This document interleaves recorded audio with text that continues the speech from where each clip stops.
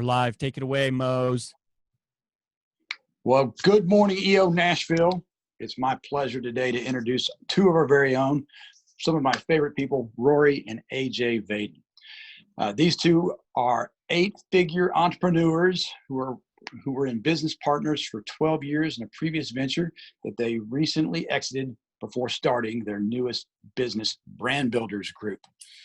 Throughout their career, they've worked together to build Rory's personal brand, which has led him to become a New York Times bestselling author and Hall of Fame speaker. In fact, you may have seen his books being sold in airports and bookstores all over the U.S., and I'm sure on the internet as well. He also has a TED Talk with over 3 million views. AJ is a $1 million consultant, an international speaker, and she is the CEO of Brand Builders Group. They've provided personal business strategy to all types of people, and their clientele ranges from everyday entrepreneurs to celebrities, speakers, authors, and online influencers. They help people who are just starting out all the way to those who are at the top of their game. Today will be an empowering and tactical session as they've condensed the best strategies and systems that you can use to expand your reach, building your personal brand, and increase your impact. Feel free to put your questions in the Q&A function of the app, and we will see how many of those we can get to at the end of the presentation. And with that, enough of me, and let's turn it over to Rory and AJ. Welcome, guys. Hey, Mose. Thank you. Good morning.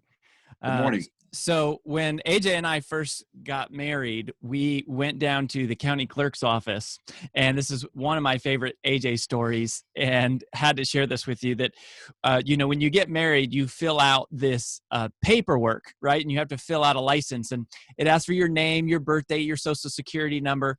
And AJ was filling out the form for us, and she gets down to the question for me about ethnicity. And for me, she writes in Caucasian. And I looked at her and I was like, babe, what are you doing?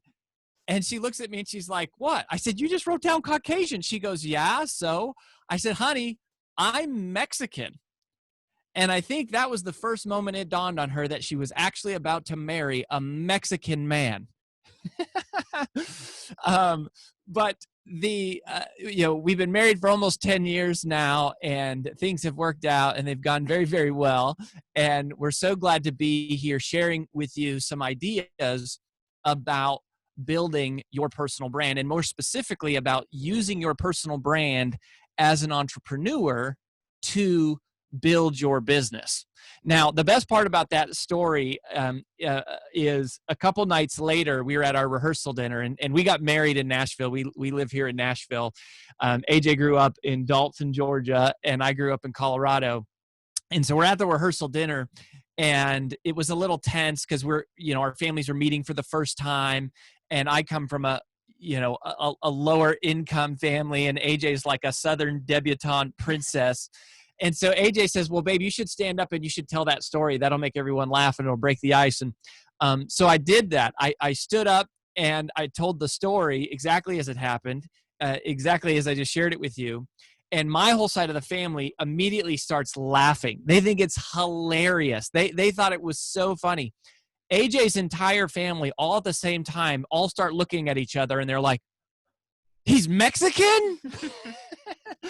So they didn't know, and but we. This is Rory's version. This is the true interpretation version of the story. There is a point to the story. There is a point to the story, and we're talking about how do you build a personal brand, and how do you use your personal brand to build your business. And the point of this, or the reason for this story, is it begs the question: what is a brand? Now, as an entrepreneur, you have the brand of your company, and then you also have a personal brand. We all have a personal brand, whether we realize it or not. But what is a brand? And we offer a very simple definition. A brand is what people think about when they think of you.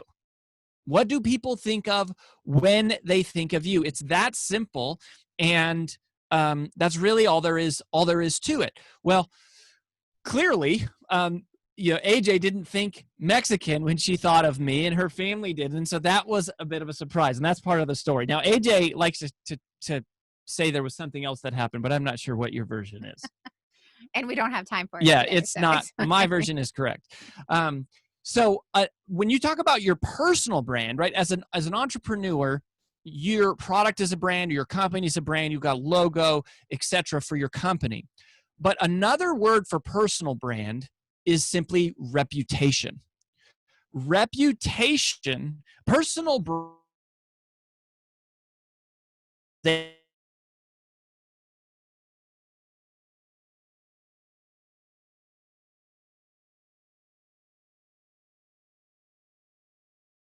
people following me on Instagram. I don't care about having a book or speaking.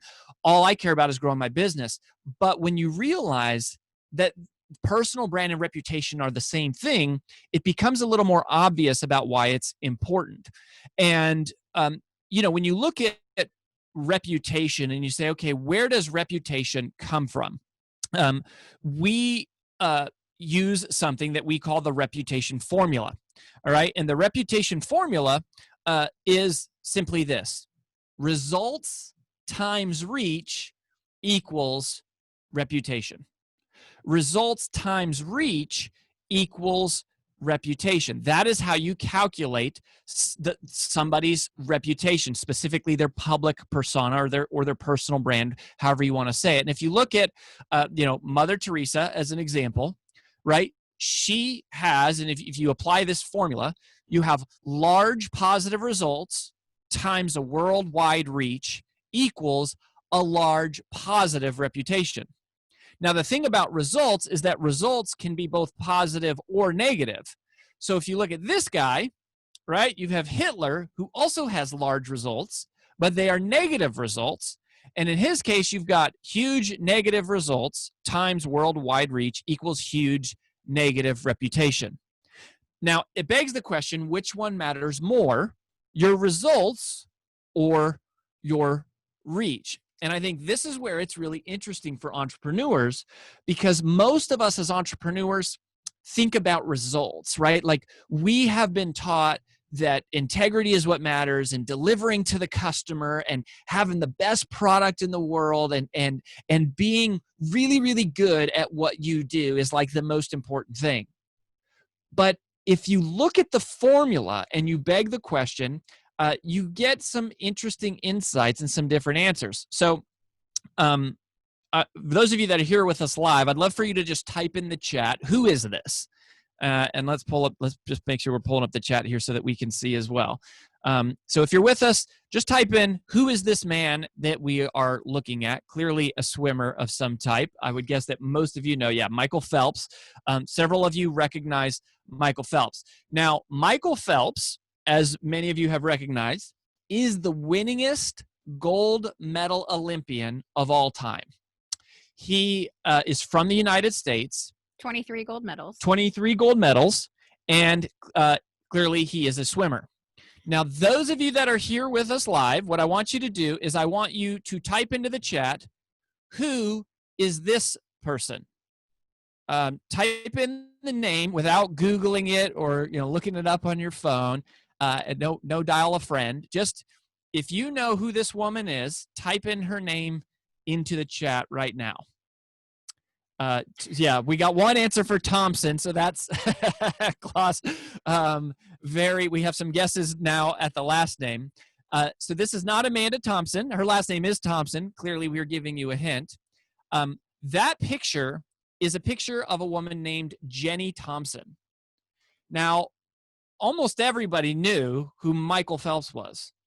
Nobody could answer Jenny Thompson. Now, here's the thing that's interesting about that. Jenny Thompson is the winningest female gold medal Olympian of all time. She is also from the United States. She is also a swimmer. So when you look at their results are fairly comparable at the highest level. But for some reason, their reach is much different from one another. Now, neither of them is a client of Brand Builders Group, so we don't exactly know why that is or what the whole story is, but it's very obvious that Michael Phelps has a lot more reach. And so entrepreneurs typically undervalue the importance of reach, because we think of it as vain, we think of it as ego, we think of it as unnecessary, and we think that, hey, all that really matters is growing my company, and often not realizing the power that the personal brand has in growing a company. And if you look at Steve Jobs and Elon Musk and Richard Branson, Gary Vaynerchuk, these are huge personal brands. That Jeff Bezos is a great example. They don't sell video courses. They don't do live events. They only build their business, but they were smart enough to know and to realize that the personal brand is a huge chess piece to leverage to growing your company. So, AJ, is there anything you would add to that in terms of like personal branding for entrepreneurs? I think the biggest thing that we hear from our entrepreneur clients that are working on building their personal brands is, what do I use this for? If I don't want to write a book or be a speaker or create an online course or be a coach, consultant, etc., what do I really use it for? And here's what we have found over the last few years is that there are two main categories of people that most people fall into in the entrepreneur category.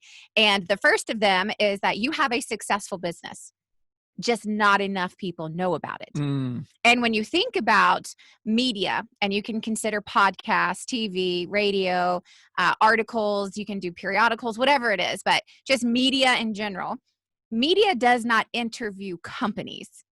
They interview people that represent those companies. So what makes you media worthy to get more attention to you and your company? That's the first category, is that you've already done something amazing, just not enough people know about it. The second category is this interesting group of entrepreneurs, budding entrepreneurs, probably more often, is they have somehow created this mass phenomenon of they've become well known somehow. That could be online or offline, but yet they don't really have a systematic way, I should say, of monetizing that. So they have gotten this big following. They were interviewed for something. They competed in something. They started a podcast or a YouTube series or whatever it is. But somehow they have gotten this following. And now they have to figure out what is a sustainable and systematic way of monetizing it. We help with both parts of that in the entrepreneur category. So the first of them is, how do you become an extension of your company, but still being your unique self? And how do you also get more people to know about you and your company through your personal brand? Yeah, and it makes me think of what you were saying right there. Made me think about that phrase, the best kept secret. And so often we're like, yeah, we're the best kept secret. And that sucks. That's terrible. Like, you do not want to be the world's best kept secret. And the way that you described that really like made that sort of sink in with me and resonate. So if you understand why this matters right now, if we translate it into specifically like entrepreneur terms, right, which we all understand. By the way, Brand Builders Group is our fifth enterprise, more or less. We've had 4 7-figure businesses, 1 8-figure business, and Brand Builders is our newest company. We're about 2 years in. But if you just use entrepreneur speak or executive speak, and we go, why does the personal brand really matter? It's because of revenue. Right? It comes down to revenue. And for all of us, it's like, we think of revenue as like, that's the big problem. Got to grow revenue. As long as we grow revenue, we can do anything. But lack of revenue isn't your biggest problem.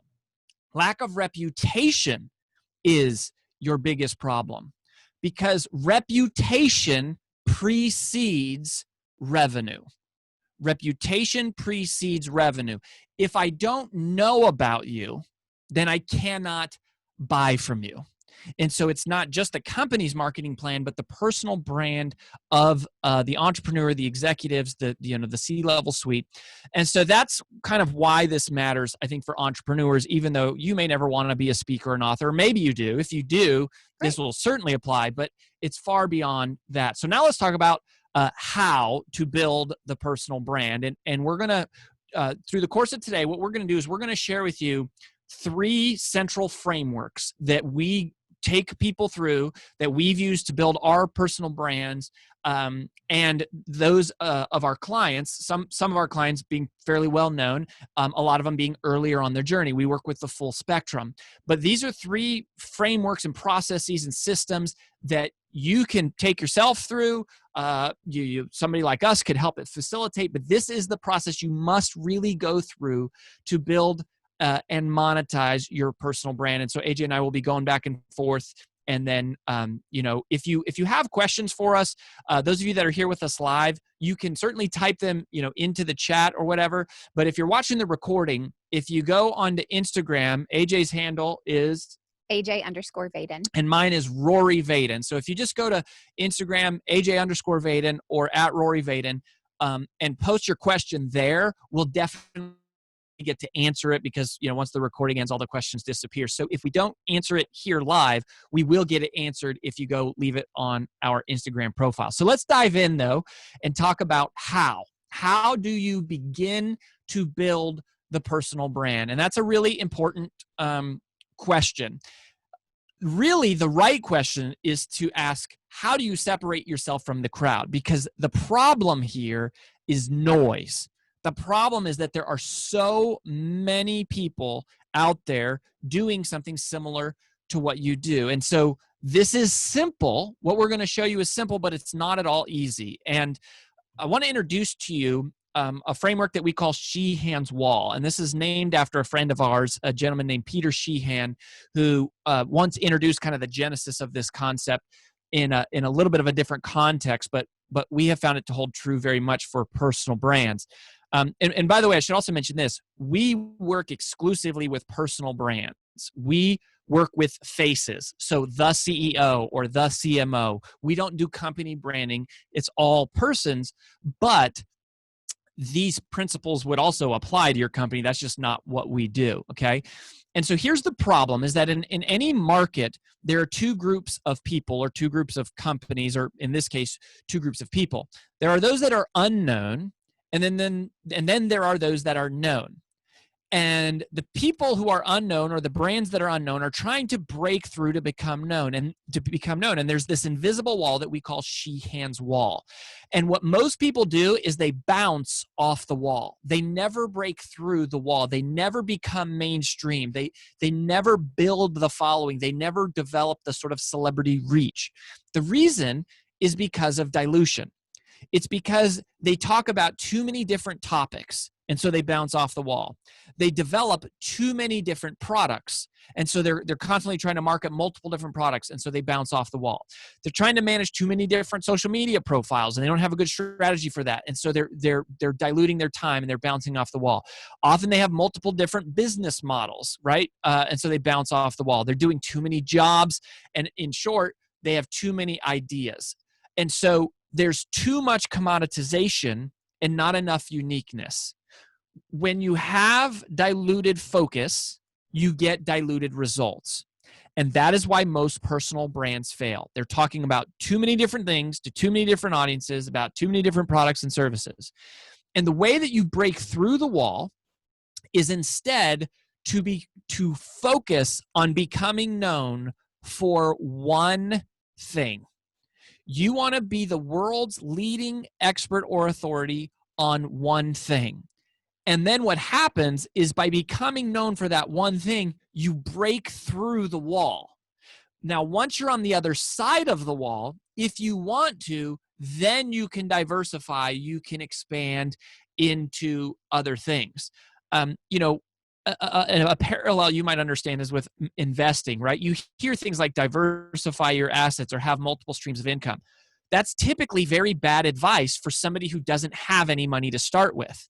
Most of us have to earn one source of wealth first to create enough velocity to sort of break through the wall, and then we diversify. Then we have multiple streams of income.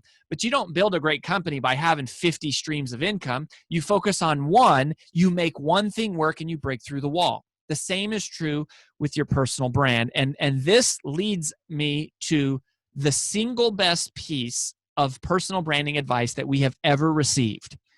And it is in one sentence. And this is not something that either of us said. This is one that I wish we had said, but this is not a Vadenism. This comes from a gentleman named Larry Winget.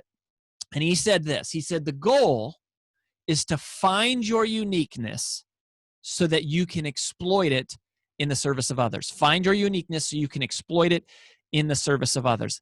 And that is what we believe at Brand Builders Group, and that is the process that we have developed, a process to take people through this. And I think AJ is going to kick us off with, how that process begins. Well, I would say before we jump into that, I think if you're thinking about the she hands wall and thinking to yourself, well, there's all of these examples of people who do all types of things, and that's how they make money. That's how they've grown their revenues. That's true. But if we take a step back 5 years, 10 years, 20 years for some cases, I think it's really important to look at where they started. And there's some personal brand examples, and there's also some really great company examples.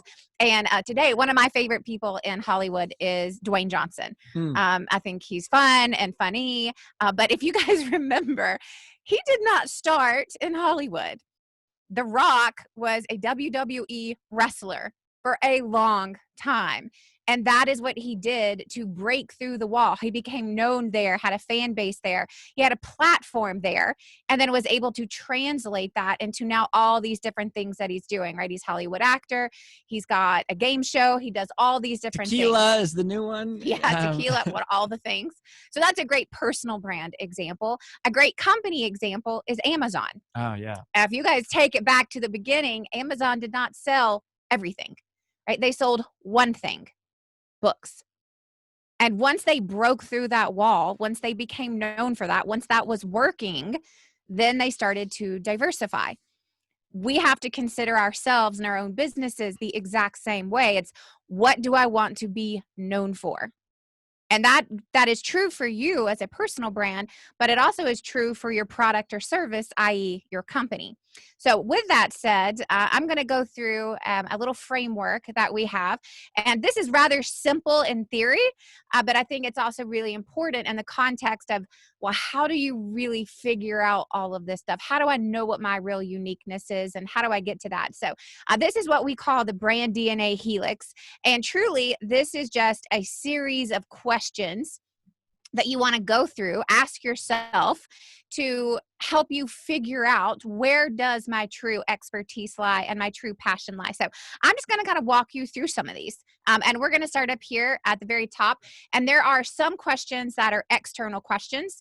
And then there are some that are very internal questions. So this is the first question to ask yourself. And it's the hardest question, which is, what problem do I solve? Now, this is the most important thing to think about, because that is the least amount of time that we spend thinking about in terms of our business. What most of us spend time thinking about is truly, what are the services? What are the benefits? What do they do for you? How can we outcompete our competitors? What is our true differentiator? That's where we spend all of our time. And in fact, if I were to go to most entrepreneurs' websites for their company, it would be something around, here's what we sell and here's all the benefits to you. And here's how awesome we are. Regardless, it would be something in there. Very, very rarely do we actually go to someone's website or read a service flyer or have a sales call when we actually sit back and go, this is the problem that we solve for you. I know that there is a market for this problem, and that is the problem that we were built to solve. And this is how we solve it. Most people are focused on solutions, but what we want to do is, like, what is the problem you are the solution to? Right? Most people just talk about, well, here are all of the things that we can do for you, before they have helped anyone realize this is the problem that I am the solution to. So that's where we want to start, right? It's like, if you're not crystal clear on what problem you solve, there's no way your customers will ever be either. No way. And we all know that people are way more likely to spend money to solve a problem than they are for the more pleasure aspect, right? That is the first core key of this. Totally. It's like, if I want to go on vacation, we may or may not have the money, but if the water heater breaks, we have the money. If your kid gets sick, you have the money. If you have a flat tire, you find the money. Find it. And that's the first thing is just what problem do you solve?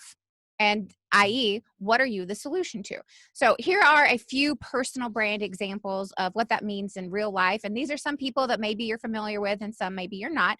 But the first one is Brene Brown, right? Brene Brown has built an entire empire of solving the problem of shame. Right? Before she ever got into the benefits and what I can do for you, it is helping people realize you suffer at some point in your life from shame. Dave Ramsey, debt, right? He's been talking about that for 20 years. It's very clear that he solves the problem of debt. By the way, a $200 million company is what I heard for the latest. It's privately held, but all focused on solving one simple word, a 4-letter word, debt. Big one. So Simon Sinek, it's purpose. You know, most of you have heard that, heard or read. You start with why, but the whole concept is purpose. And Lewis Howes, who's a good close personal friend and client of ours, it's self-doubt. Right? They have started with what is the problem I solve before figuring out how do I solve it. Okay. So these are another, like we talked about Mother Teresa earlier. This wasn't so widely recognized. This wasn't promoted. This wasn't something that she put a stamp on, but really what she stood for was solving the problem of poverty. And Martin Luther King Jr. was in inequality. Right? There are all these things were at the core of everything they did, what they talked about, what they stood for. There was a problem that they solved in the very beginning. It's the cornerstone and the foundation of what everything else is built on. Yeah. So with our personal brand, like our first book was, and both of our first 2 books were all about procrastination. Now we created some new terms called creative avoidance and priority dilution to kind of advance the thought leadership there. But, these books and the success that they've had, particularly Take the Stairs, all centered around this problem. It took us 10 years to figure out that we should be asking that question, what problem do we solve? But once we finally got clear on it, it changed everything. Yeah. So that's the first thing. It's just what problem do you solve? And you have to realize that you have to talk about and you have to sell the problem as much as you sell the solution. Okay. So it's just being an ambassador. It's right. Being an advocate of the problem that you have, put your flag in the ground and said, this is the problem that we solve. Okay. So that's the other thing is that you want to pay attention to here is that it's one word. Right? This is not a series of things. It's not multiple problems. And this is something that's really important to remember is that you may be able to solve many problems. You probably have those skill sets and you have that expertise. What we are saying is choose one. Yeah. And if you struggle with this, just so you know, if you want, we do a free brand strategy call with everybody. That's how we meet people. And it says, bring me your business card. Clearly, since we're virtual, you can't do that. But if you go to freebrandcall.com, just go to freebrandcall.com. You can request a free call. And if you're struggling with okay, how do I pinpoint my one word? Just go to freebrandcall.com and you can check that out. So anyways, that's just the first of the 6 questions of the Helix. Yeah. And I would just say to kind of wrap that up, when you're thinking about what's that one problem, this is where most people really struggle.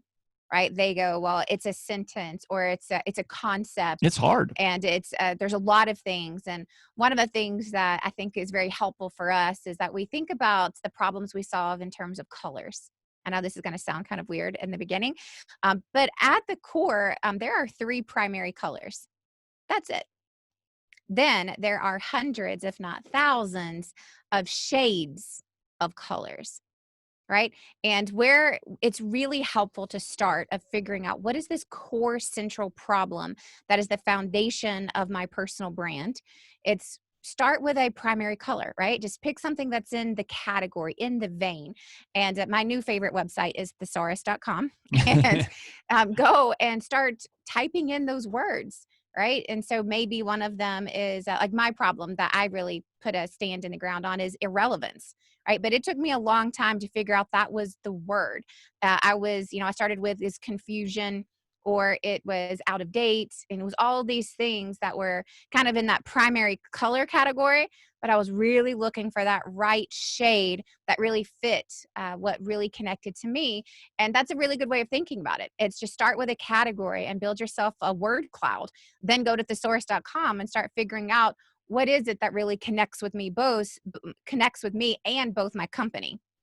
So I think as an entrepreneur, you've got to be somewhat connected to the company, even though this is about you as an individual. Well, and part of how you found that is it was actually through the second question in the helix here. Which is, what am I passionate about? So the first question is, what problem I solve? The second one is a rather simple one in terms of, what do you actually want to be doing? What do you want to talk about? What would you want to be interviewed about? If someone were to hire you as their coach or their consultant, why would they do it? Right? And that is something that you've got passion within you. It's like, I really want to help blank. What is that? Because there are many things you can do, only a few things you probably want to do. And if as an entrepreneur, if you're using your personal brand to build your company, they're probably linked. The problem that your company solves and the problem that your personal brand is talking about. The closer they're linked, the more likely your personal brand is to sort of directly drive revenue. And then the other thing about passionate, which I love, which you talk about, as you say, it's not just sunshine and rainbows. No, I think this is really important. Is sometimes you tell, what am I passionate about? And the other category could be, what really pisses you off? Like, what really makes you angry? What frustrates you about the world or your community or your industry? And it could be either category. And to what Rory just said, sometimes they're super connected to the company. Sometimes they're not. I have a really close personal friend, an EO, who is a CEO of a very successful, 7-figure business. And her personal brand is not at all connected to what her company does. It is much more connected to her passion, which is helping female CEOs in a certain type of industry. Now, because of that, though, because she's speaking to female CEOs, she's the representative of this niche company. However, that they're not connected. It's that she's now the face of this company as the CEO. So her position is what connects her to the company based on the audience she's speaking to. And you're saying it can work either way. It can totally work either way. I think this is more focused on you, and then see, where does your company fall in? So that's the second question. The third question and the fourth question kind of go together, which is simply, what do I research and what do I have results in? And this really just comes down to experience and expertise, right? Where is your real expertise associated with your company or not? And what do you also have personal experience in, right? And again, this doesn't have to be professional. It could be totally personal, but research and results are like experience and expertise. So research is the education or the expertise. Results is like the experience, what you've actually done. Yep. Then you got to ask yourself is, what would people be willing to buy from me? Now, this again may be connected to your company, but this may be an ancillary revenue stream that you're doing outside of your company. Right? This may be saying, hey, I want to start a podcast, or I want to start a speaking path, or I want to create a program for people in my industry to teach them how to be successful in the ways that I have been. But what would people actually buy from me? And then not the least, but the last is, what business am I in? So what would they buy from me, and what do I want to be in? Right? Again, going back to, there's lots of things you could be doing. What do you want to be doing? And I think, this has come up several times here, specifically as an entrepreneur. The fastest path to cash is to monetize the thing you're already doing. Always. Right? So you don't have to create a book or a course or a nonprofit or something. Like, the fastest path is to go, let me drive awareness for my company. But like you're saying, they don't have to be connected. AJ and I both have personal brands even separate of Brand Builders Group. So it's just that it's the financial consideration, which is something a lot of branding firms don't ask the money question. In setting the strategy of your personal brand, you have to make a consideration of, how am I actually going to monetize this? That should be something you consider when you're establishing your positioning. Yeah. Yep. So, there you have. So the brand DNA helix. So you mentioned this earlier. You said that there are some internal questions and that there are some external questions. Do you want to highlight that for a second? Yeah, I would just say really quickly, all you want to be thinking about is these up here. So you're looking at, what problem do I solve? What do I research? And what would people be willing to buy from me? These are the external questions, right? Those are things that you're considering the outside world looking in. And down here at the bottom, what business am I in? What results do I have? And what am I passionate about? Those are the internal questions that should guide what's not going to burn me out. What's going to keep my fire lit? What do I want to be doing? What is my calling? So those are the internal questions. Love that. Love that. So that's the brand DNA helix. That's the overview of it. It's easier taught than walked through, but that is the process that we've taken ourselves through, that we take clients through, that you could go through yourself, of going, let me brainstorm the answers to these, and wherever the intersection is, wherever the overlap is of all of those answers, that is where the uniqueness lives. So yeah, go ahead, and if you have questions, those of you that are here with us live, you can type the questions in. Like I said, we'll answer them when we get towards the end, and if we don't, you can leave them on Instagram for us, and we'll pick up the conversation there. So the next question is, okay, now I know what my uniqueness is. How do I actually turn this into a system that generates revenue? How do I actually deploy this messaging and this positioning about who I am and what I'm about into a way that actually drives and builds an audience and drives revenue?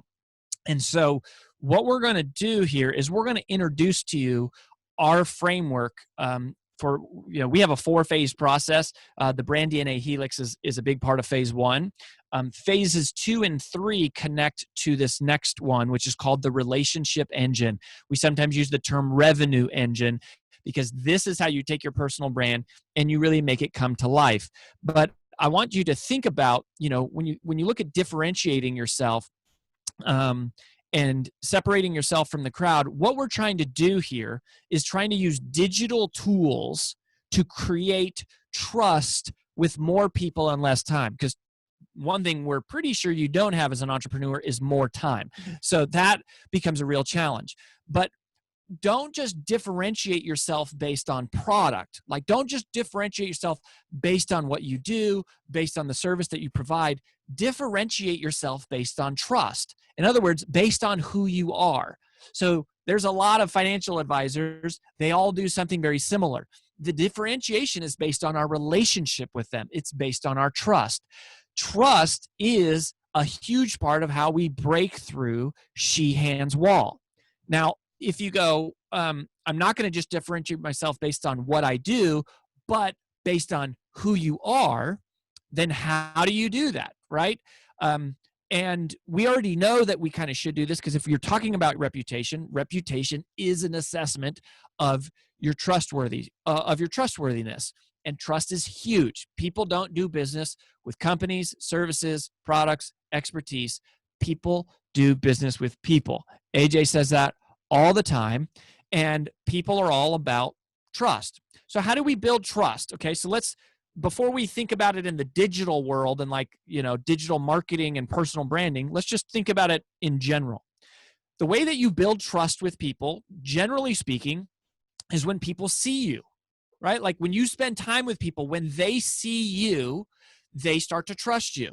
That's why we trust celebrities. We've never even met them. We don't even know what their middle name is. Some of them, we don't even know what their real name is. But we see them, and so we trust them. We also build trust when we feel like we know you. When we know, right? Like, your best friend that you trust deeply. Like the people you would trust with your kids, those are typically people where it's like, where they eat. Their dirty secrets.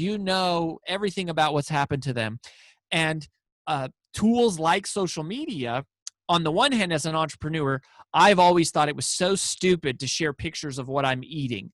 I could not figure out why in the world would anybody care what I'm eating. And the truth is, it's not that they care, but that's a part of how trust is built. And if I think about it in this way, like let's say someone you really admire, like let's say Richard Branson. Like for the most part, I don't care what most people are eating. But I am kind of curious, what does Richard Branson eat on a given day? Like, what does he eat for breakfast? And, does he eat dessert or does he pass on it? Like, does he drink? If he does drink, like, what kind of stuff does he drink? Right? It's when you're interested in building a relationship, or it's about knowing details about people. And the other way that we build trust is when people learn from you. So if we can create an environment where people see you, they feel like they know you, and they get a chance to learn from you, then what you can do is so powerful. You can automate trust. And that is what the relationship engine does. This is a digital automated ecosystem that works 24 hours a day, 7 days a week, to help you find, attract, and introduce people to who you are and what you do or what you believe in. Okay. And so this covers a lot of ground. We're just going to give you like a broad sweeping overview because it can be a little bit intimidating. All right. So just let it wash over you. You know, if you don't get all of it right away, that's okay. Like you can watch the recording of this, but we're trying to take 1,000 things and really simplify them into one diagram. All right. So here's how it works. Every personal brand needs to select what we call a relationship headquarters. And we're going to encourage you that it should be a blog. A blog is a property that you own. You can have all sorts of media on there, videos, articles, engagement. You can make offers or you can do lead captures. It's very versatile. I'm going to pause right there because Rory may say this later, but I think this is really important because the first time that we bring this up to people, so often we hear a blog. Seriously, isn't that so 5 years ago? Yeah. Isn't that old school thinking? What, a blog? Like what? And here's a couple of things that are really important that people don't think about. Social media is rented real estate. You do not own your contacts on social media. The moment that Facebook or Instagram or Twitter or any of these platforms changes their algorithm, change how they're set up, or just go away, you lose all of those people, all the DMs, all the comments, all the likes, all the follows. They all go away. And all your in a minute. content if the company disappears. It goes away instantly. And so what no one really talks about is how to use social media to drive people somewhere so that you can then capture that contact information, specifically their email address, so that you own that real estate, that virtual real estate. And the best and easiest place that we're advocating for is the blog. It's the central landing site for all the things that you do because it's the most up-to-date and live, and it can live on your website, but it's really important because it has that live opportunity of updated information on a constant basis. But if you think that we're saying, okay, let's build our social media empire, it's quite the opposite. It's build your email empire, and a way to do that is using social media to drive them somewhere, i.e. your blog, your relationship headquarters. Yeah, I'm glad that you mentioned that. It's your data. You want to control the database. You want to own the contacts. You want to own the relationships. And plus, not to get into it very deeply, but search engine optimization is really important. And the traffic on your own, being on your site, makes a huge difference long term. So we're going to just, again, touch on this briefly. So our whole strategy is going to be give away free content. Like just teach what you know for free. And then the way and people say, well, how do you turn it into money? Well, very simple. What we're going to do is we're going to use some tools that are, a tool that's commonly referred to as a funnel. Now, funnels typically, there's kind of like some slime sometimes around the concept of like, information marketing. That's not really what a funnel is. A funnel is just a series of emails and videos that in an automated fashion nurture trust, right? So at first, we're going to encourage you to have a video funnel. And this represents right over here, just a little ad that you would click on that someone would put their name and their email in. And you, in exchange for their email, you give them something of value, which is a free video short course. And so we have a video funnel.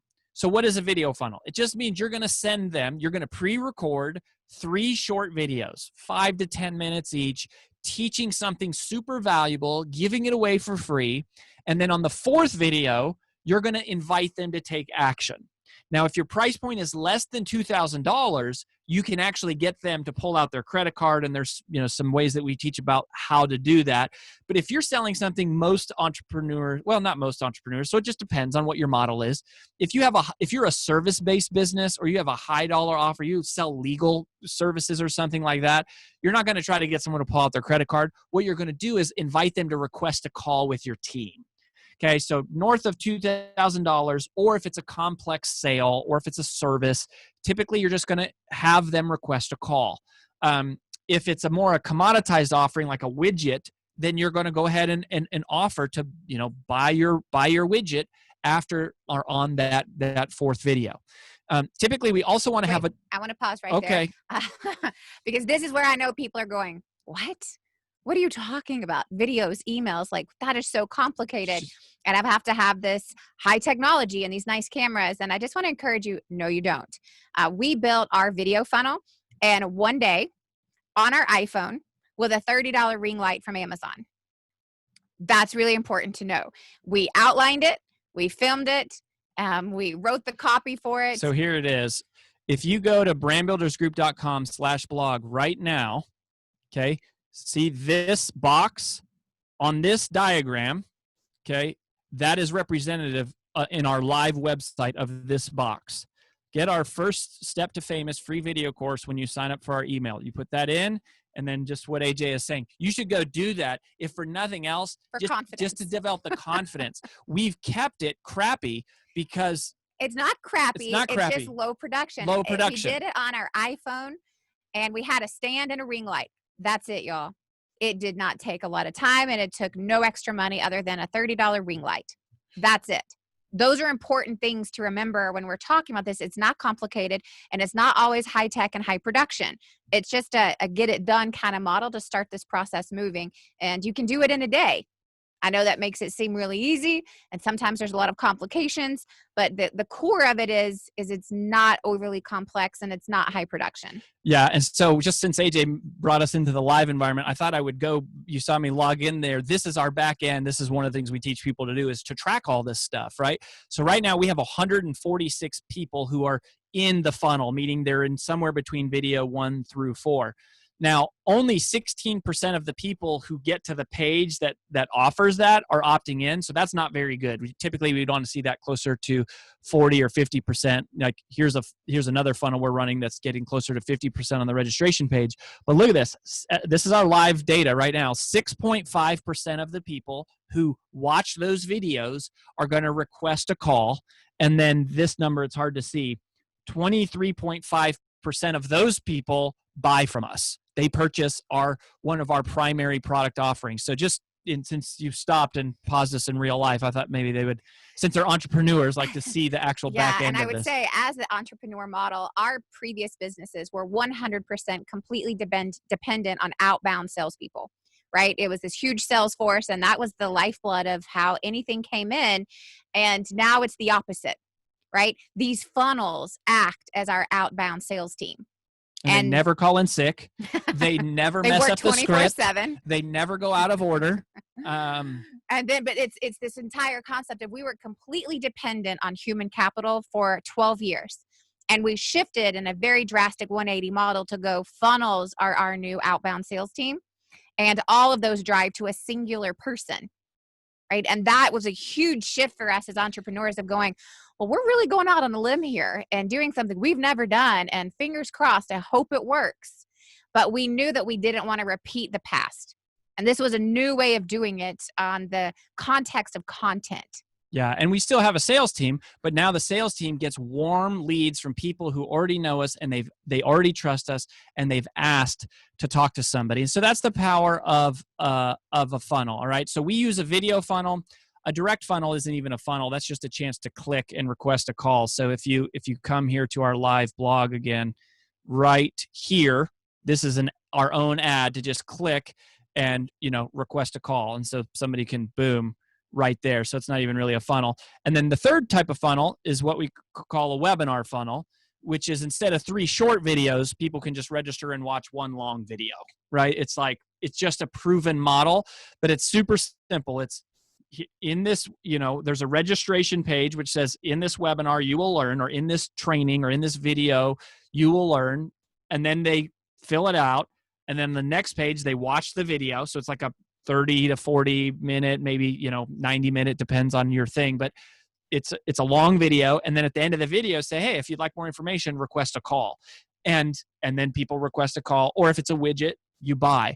And so this is the back end that we want to build for somebody. And here's another mistake that personal brands make, and digital marketing companies with your digital marketing strategy for your company, is they get so excited about traffic and social media and podcasting, and I want to run Facebook ads, and they do all of this traffic stuff before this back end is built, and it's a big, it's not necessarily a waste of money, but it is an underutilization of your money because you're not set up to receive the full benefit until you have some of these automated nurturing campaigns in place. But once you do have them in place, that is when we focus on traffic. And we divide traffic into 3 buckets. Again, super simple, keep it high level here. So then, and only then you focus on free traffic, which is going to be your email list, search engine optimization, social media, and traditional media, getting interviewed in the news and other people's podcasts. Those are all amazing sources of free traffic. We have built multi-7-figure companies on just free traffic. Now, the way that you really get into like a high 7-figure and 8-figure business is you're also going to supplement that with paid traffic. And this is all the fancy stuff you hear. This is like, Google ads and influencer marketing and affiliate marketing and pay per click and, using tag manager and UTMs. But most companies can grow tremendously. Most personal brands can grow tremendously and should grow tremendously before they ever mess around with that stuff, because you're going to burn through money. Even though it's something you should do, it's in the wrong sequence. It's possible to do the right thing at the wrong time, and paid traffic for most companies is the right thing. They do it at the wrong time. They do it too early. And then our favorite source of traffic is what we call get paid traffic, which is something that we specialize a lot in. That is when people pay you to put you in front of their audience, which is mind-blowing. And that when you get a traditional book deal, or you get a radio show, or a big podcast, or you build your own podcast, or you get hired to speak, at conferences, you're getting paid and you're getting exposure. And so that's really speaking, books, and typically hosting shows. And then that's it. And at the end of the day, that is the ecosystem that every single personal brand we work with, whether it's Rose McGowan, who's a Time Magazine Woman of the Year and a Me Too movement catalyst, or Lewis Howes with 200 million podcast downloads, or if it's Sally Thompson, who's working in her corporate job, thinking about I want to start my own business. This is the formula.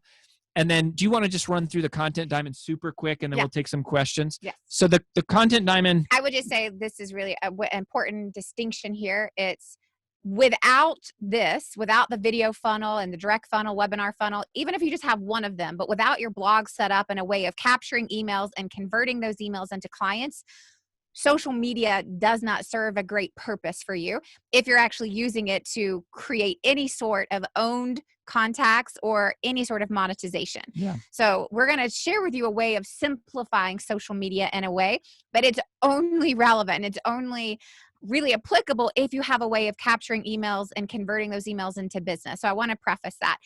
So this is just a little system that we call the content diamond. But as we get into that, it's something that's really important, is that most people don't have a plan. And that's why they waste a lot of time and a lot of money on social media, is they don't have anything connected to anything. They feel like it's overwhelming, and they get lost in this deep, dark hole that is social media, because nothing is systematic, nothing works, and everything is confusing. Right? So what we have done is we've created just this very simple technique to help you repurpose your content. So instead of creating new content every day, which seems extremely overwhelming for 99.9% of the population, it is create it once, take it apart, and put it back together. Right? So this is the simple formula that we follow, and it starts with picking one question to answer. Right? So if you were actually going to go and do this, which we do recommend, it's literally to sit down and write a list of 52 questions. Why 52? There's 52 weeks in the year. You only need to answer 52 questions to literally have something being posted every single day.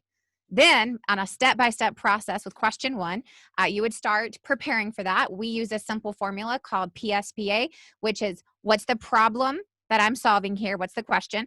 What's my quick solution to that? What's the next ensuing problem that solution may provide? And what's the action I want people to take? Right? So there's a problem, there's an answer, but there's always another problem. Right? Any answer presents another potential problem, which is the second P. And then there's the action. What do you want them to do with this? It's like, how do I make money? Then you make a lot of money and now you have a new problem, taxes, right? So there's always an ensuing problem. Then record it. So we say spend 3 to 5 minutes on actually recording this on video, right? You could do it live, which we'll talk about in a second, but start recording. This is the prep process. It shouldn't take very long to put this into action. Okay.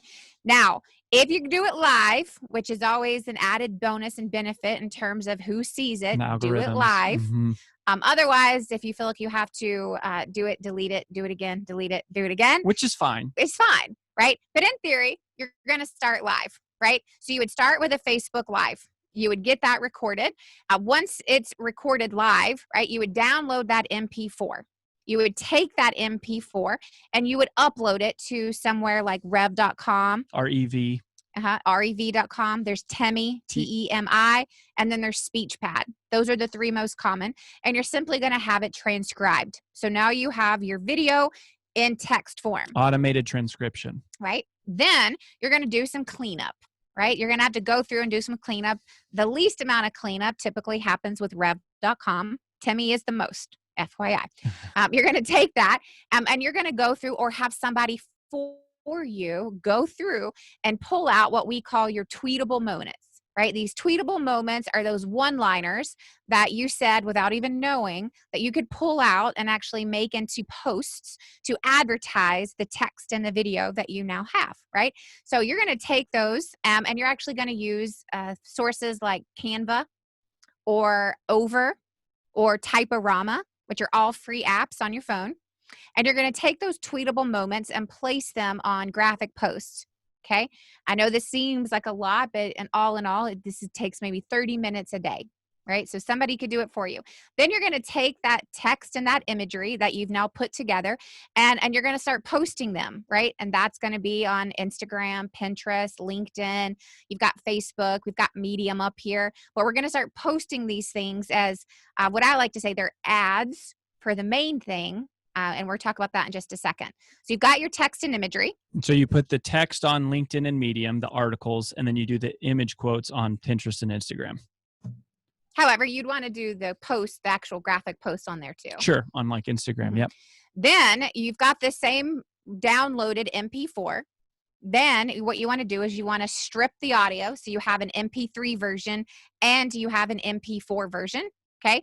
Now you can use the audio version, the MP3, as a mini podcast. You could do that, right? Now you also have this vlog that you can now use. So you can take that and you can strip it down to 60 seconds. Now you've got a video to post on Instagram. You can post the entire length on IGTV, right? And then take an ad from that, have it reposted back onto your LinkedIn page or your Instagram page. You could take your mini audio or your mini video. Now you've got yourself a video or an audio podcast. And you also want to put the video on YouTube. So you have a YouTube channel. Now it's the same thing. It's just all the different places that you're recrafting it, repurposing it, and putting it up. So it's not a bunch of new content. It's just a repurposing and a placement of all of your content. As the entrepreneur, you should not be doing any of this. You should record the video and be done. And then you have a college intern or a young marketing person or an outsourced company. There's tons of them that will break up and edit your video and post it for you. But you just record the video, 5-minute video once a week, and you're done. You could even put it on TikTok. Look at that. That'd be super trendy. Not essential probably at this point to the success of your business, but one day very well could be. Now, I mentioned this earlier. All of these are acting as little mini ads, driving everyone back to one central place, which is your relationship headquarters, i.e. your blog, right? Your blog is the only place that they could get the full transcription and the full video and the full audio and all the graphic images. It's the only place that everything lives centrally together. Everything else are just snippets or ads to drive people back to your blog. Now, from your blog, you would then share the entire thing to Twitter and Facebook, right? And that just happens right from your blog, just share out. Now, it's this, again, you've got this one video that you create and that's it. And then somebody else is tearing it apart, putting it back together and driving people to your blog, which is why it is so important to, on your blog, have a place for lead capture. And that lead capture ideally is in a funnel that then drives conversion. And this is where social media comes into place. It's the advertising vehicle to get people to your blog. Yeah, and I want to show you a couple pictures of that, and then we'll take questions. But as some of you are taking off, I just want to encourage you and remind you, if you want to talk more about this, if you go to freebrandcall.com, you can request a call. We'll connect you with somebody on our team. They'll just want to hear your story, understand your strategy, see where you're at in terms of your business and your personal brand, and kind of talk you through that. So that's freebrandcall.com. Here's a few of the pictures in real time, right? So this is a video that we did that was then the full length polished versions put on YouTube. The 2.5 minute version is put on Instagram. The 60-second version is put on TikTok. And then all of the assets, the full length article, the nice full video, and the image quote are all posted on our blog so that we get the benefit of that. If you follow Ed Milet, is somebody, you can tell he's not a client of ours, but he's someone who does very much the same thing. Lewis Howes, all these people you'll see, Gary Vaynerchuk, they do the same thing. It's a system that really, really works. So that's a lot of information, a lot of frameworks. We wanted to bring the goods for you and at least give you, a high enough level overview to get you going. So Mose, do you want us to take some questions here live, or do you want us to just kind of wrap and land the ship? Well, I tell you what, we got a couple here really quick, so let's just hit them. Let's do it. The one we got is from James Smith. We already have a blog. You saying we should enhance it or make one in my own name? What are your thoughts on that? Yes and yes. Yes and yes. Yeah. So the answer is you would enhance the blog by basically adding the video, adding the image quotes, just taking the content diamond and breaking it apart that way. And making sure you have a lead capture. So making sure you have some sort of funnel that's on the blog. And this would be for the company, but then there would be an additional benefit of actually having one that was specifically from you, that could be more niche content, and that would be supplemental to what you have for the company. Yeah. And if you think long term and one day you're going, hey, I want to sell this business, it is always a good idea to have a personal blog separate from the company and let the company blog be a multitude of people inside the company who are contributing. I mean, I would just say our company, Brand Builders Group, we have a company blog page, but then we also have individual blog pages. And then we take the best content from our individual blog pages and we showcase them on the company page so that we look connected, but it's still universally separate and they act as two different engines for the company. Good question. Fantastic. And oh, by the way, I've already signed up and got a call with Kristen Cullen. I can't wait to get nice. You're automated on the calendar. That's so great, Mose. So last question, and then we'll wrap it up. Angela Prophet asked, what are the best tools to build funnels? Yeah, so that's a big question, right? There's lots of there them. are lots of them. Here's the answer.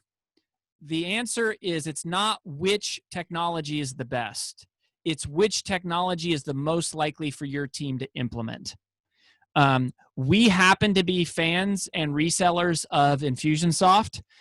We use Infusionsoft, and we're really, really good at it. We build template campaigns that we even rent our campaigns to let other people use them so they don't have to build them, right? Like we do some things like that, or we'll build one for them or something. But typically you're going to see Infusionsoft, ClickFunnels, Lead Pages, Kajabi, Instapage. And then using things like Instapage or Lead Pages as just page builders.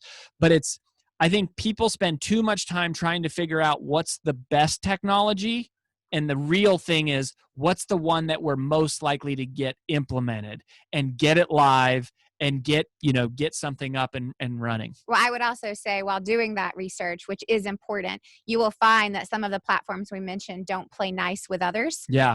And you really need to know what are the ones that have good integrations with your website. And your current tech stack, your current tech stack. Because some want you to live completely on their tech stack. So they're not friendly with pages that you have built other way or other places, or websites, or if you have a CRM, they won't connect because they want you to do it all in-house. And you really have to find what's the best platform that can integrate into what already exists in my world. All right. Well, thank you guys. Hey, I want to remind everybody that you can catch the replay of this session at eonashville.com/united. And I'm also going to post that in the chat right there. So thank you very much, AJ. Thank you, Rory. If there's and since we have no other questions at the moment, I will let you guys wrap it up, and have a great day. Have a great weekend, EO. Well, thank you so much, Mose. Thanks for having us. And just remember, for everyone out there, don't get overwhelmed with all this. If you just focus on creating fans and you focus on building trust, then your business will grow as a byproduct. So we wish you the best. We'll catch you next time. Bye-bye. Bye, guys. Thanks.